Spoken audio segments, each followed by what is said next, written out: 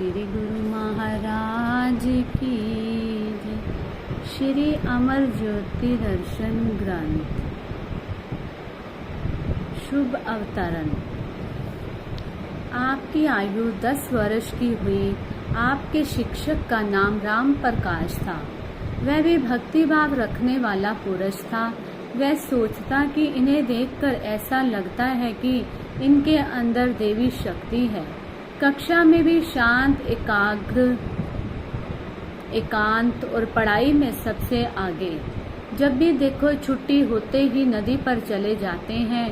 कई बार आते जाते देखा है कि समाधि लगाए बैठे होते हैं। एक बार मास्टर जी भी आपके पीछे पीछे आए और पूछने लगे, राम प्रकाश, क्या अभी से तुम्हें राम भगवान ने प्रकाशित कर दिया है? अभी तो तुम्हारे खेल कूद आमोद प्रमोद के दिन है। हमें भी कुछ ज्ञान कराओ। आपने भी नम्रता से कहा, आपकी शिक्षा से मैं शिक्षित हो रहा हूँ। आप ही कहते हैं कि संसार भगवान का खेल मात्र है। आप शिक्षक गुरु हैं। मैं तो आपके द्वारा दी गई शिक्षा से उस खेल को देखने यहाँ आता हूँ, उसे अनुभव करने का प्रयास कर रहा हूँ। प्रकृति का कण कण उसके दिव्य तेज से कैसे अनोखे खेल खेल रहा है। चांद, सूर्य, बादल, धूप, छाया, क्या अनोखा खेल है। सब समय में बंधे हुए अपना अपना कर्तव्य निभा रहे हैं। हमें भी कर्तव्य पथ पर चलते रहना चाहिए। शिक्षक देखता ही रह गया कि महापुरुषों की वाणियों को, रामायण अथवा गीता को हमने पढ़ा अवश्य, परंतु मनन न किया। ये बालक अभी से अनुभव कर रहा है। वह क्या जाने कि ये साक्षात पार ब्रह्म स्वरूप है। प्राइमरी तक यहाँ शिक्षा ग्रहण कर आप अमृतसर जाने लगे। आपने लौकिक शिक्षा हिंदी, उर्दू, फारसी और अंग्रेजी में प्राप्त की। सन 1944 में आपने मैट्रिक पास कर ली। महाप्रभु जी गणित में अत्यधिक प्रवीण थे। इस संदर्भ में आपने स्वयं फरमाया था कि हमारे गणित के अध्यापक हमें छुट्टी वाले दिन भी बिना फीस के पढ़ाया करते थे। एक दिन बच्चों ने मिलकर छुट्टी कर ली और कोई भी पढ़ने ना गया। अगली बार जब बच्चे उनके घर पढ़ने गए तो उन्होंने समझाया कि वह तो उनके भले की सोचते हैं।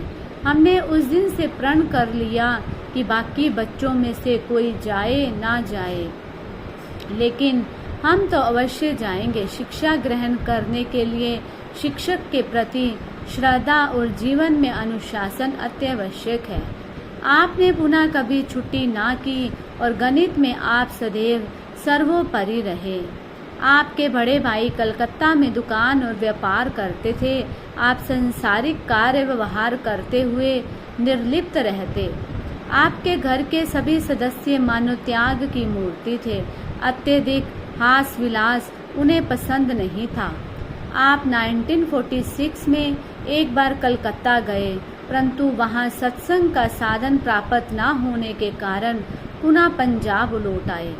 आपको आत्म अनुभूति तो थी, परंतु लोक मर्यादा अनुसार अपना कर्तव्य सतगुरु शरणागति, नाम दीक्षा, गुरु आज्ञा पालन एवं आदर्श गुरु भक्ति को मुख्यता देते हुए संपन्न किया। गुरु दीक्षा। दोहा।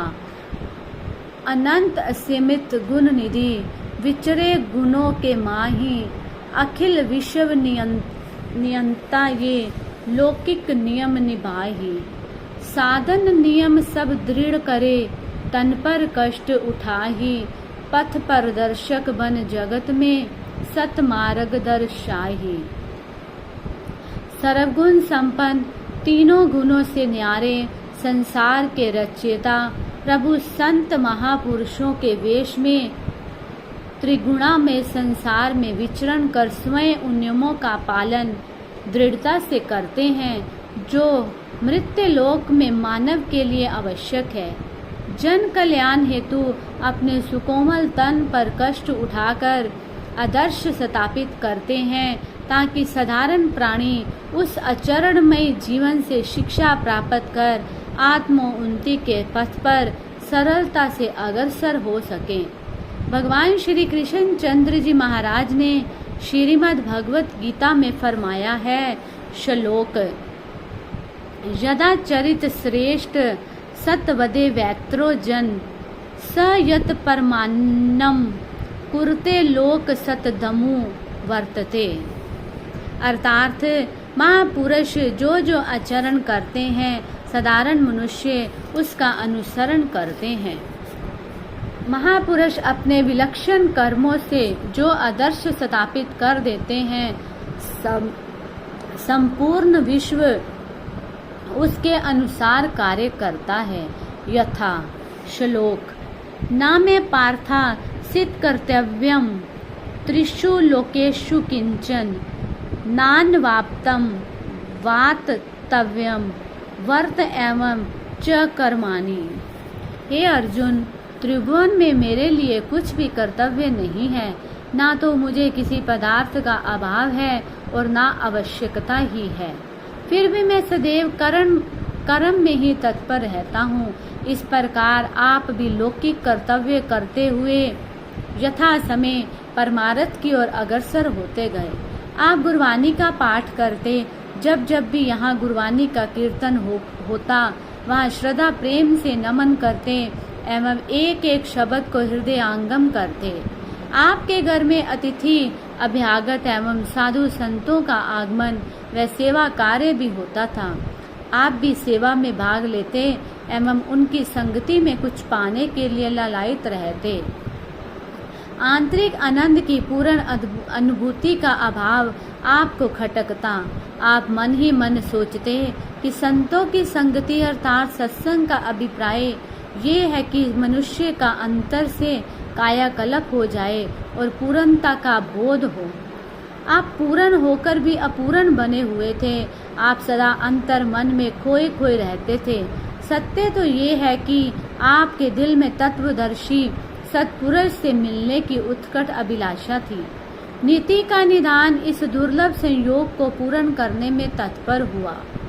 श्री परमहंस अद्वैत मत श्री अनंतपुर सत्संग आश्रम को अध्यात्म विद्या का महान केंद्र बनाने हेतु श्री 108 श्री सतगुरुदेव जी महाराज श्री तृतीय पातशाही जी ने नवंबर सन 1939 में इसे अपना स्थायी निवास बनाया।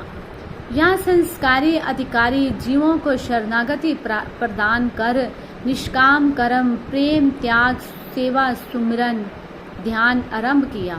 श्री परमहंस दयाल जी की श्री मौज अनुसार भक्ति की अभिलाषी संस्कारी आत्माएं उनके संपर्क में आई और आध्यात्मिक लाभ उठाया।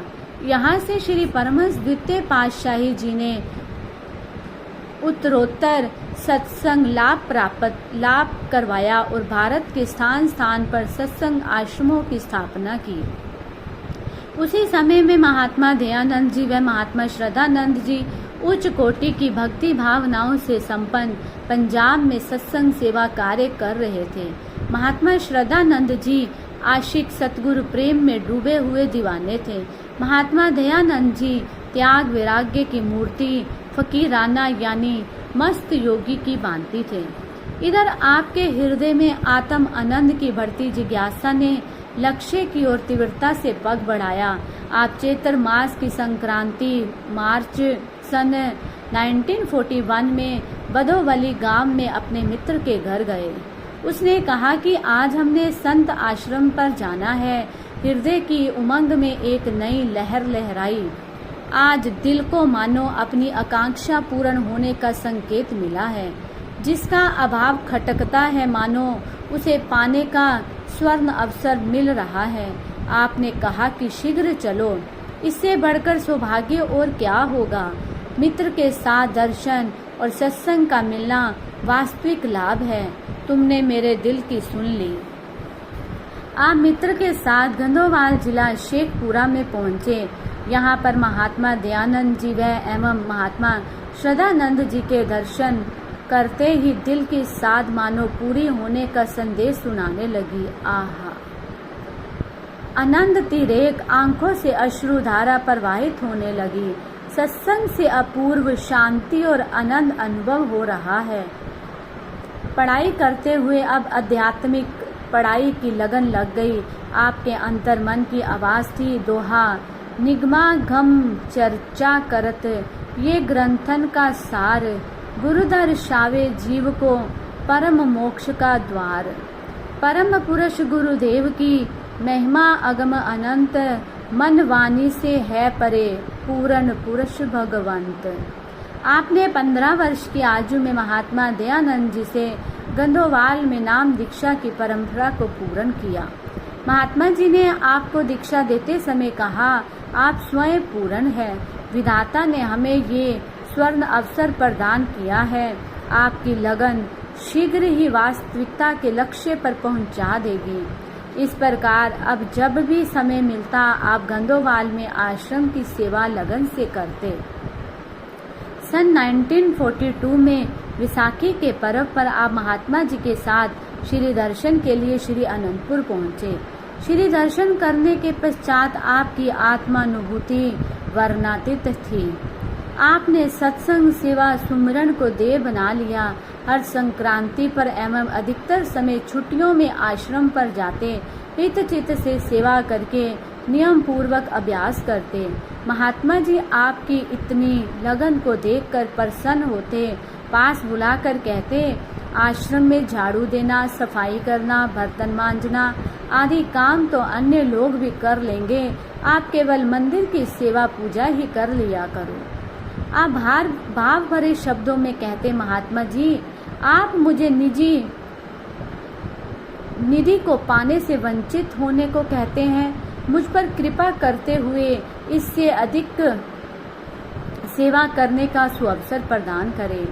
गांव रायपुर कला के समीप ही रावी नदी बहती थी। आप भक्त वेश में हर संक्रांति को अपने मित्र दुर्गादास जी के साथ इस नदी को पार कर गंधोवाल के सारे आश्रम को गोबर से लीपा करते।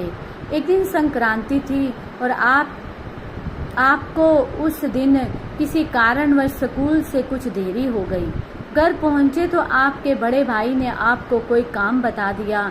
आप शीघ्रता से उस काम को निपटाकर आश्रम की ओर जाने लगे। आप मन ही मन सोचते जा रहे थे कि आज पता नहीं सेवा का सौभाग्य मिलेगा भी या नहीं, पहले ही बहुत विलंब हो चुका है। फिर दुर्गादास जी ने वहां पहुंचकर सारी सेवा निपटा ली होगी। इन्हीं विचारों में खोए आप जल्दी जल्दी पग बढ़ाने लगे। नदी के पास दलदल में आपका चरण धंस गया। आप जितना जोर लगाकर उसे बाहर निकालने का प्रयास करते, उतना ही वह अंदर की ओर धंसता चला जा रहा था। उस समय आपने अपने इष्ट देव महाप्रभु जी को स्मरण कर विनय की, प्रभु आज हमारे से क्या भूल हो गई है? क्या आज की संक्रांति सेवा किए बिना ही निकल जाएगी? विनती करते करते जब आपने आंखें बंद की तो नेत्रों से गंगा जमुना प्रवाहित होने लगी। इतने में आपने क्या देखा कि नदी के दूसरे किनारे पर महाप्रभु जी सैर कर रहे हैं और आपका नाम लेकर फरमा रहे हैं कि आओ, हम तो आपकी ही प्रतीक्षा कर रहे हैं। आपने आंखें खोली तो अद्भुत दृश्य ये देखा कि आपका चरण दलदल से निकल चुका है। उस पार पहुंचकर आप महाप्रभु जी के सुकोमल चरण कमलों में दंडवत प्रणाम कर रहे हैं। महाप्रभु जी ने आपको उठाया और फरमाया कि जाओ, जल्दी जाओ, अभी तो सेवा आरंभ ही नहीं हुई है।